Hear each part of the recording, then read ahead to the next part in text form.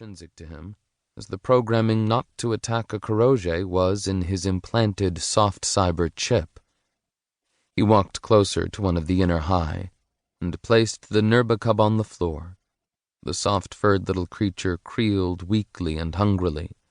A dart hissed out of one of the Kuroge killing spines and impaled it. The little thing screamed as the neurotoxins were pumped into it. The purple seventh star heaved itself out of the bath, humped over the prey, and began to avert its stomach into the snack. Nurba died slowly, and this one was still pleading weakly as the digestive enzymes liquefied its flesh. Controlling his revulsion, the slave walked on to the next inner high of the pentarch.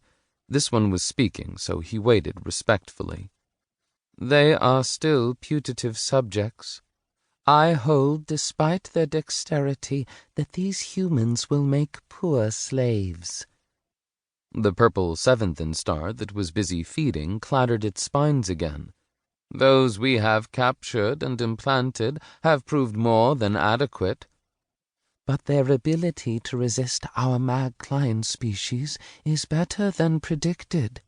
And if the confused reports coming from their media are to be believed, there is a possibility that our plans and works might be uncovered." As always, that being its principal function, the high 5 spike was the voice of caution. The ruling 5 high shifted in her water bath. "It is a low probability, considering the level of influence we have on their leadership structure.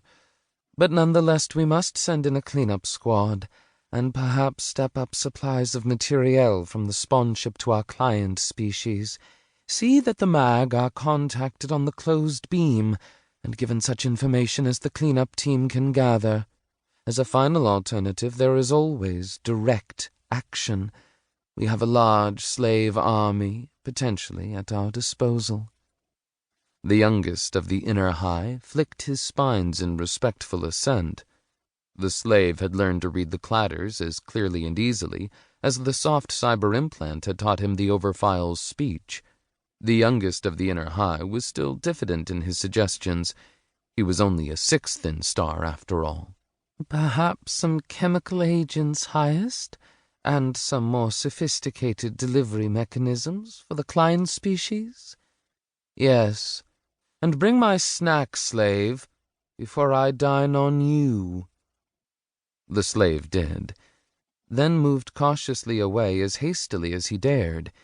He was just in earshot when he heard one of them say something that made him nearly drop his bucket. "Do you think that there is any substance in the report that a jam-pad was freed in this debacle?" The slave desperately wanted to stay and listen, but he dared not.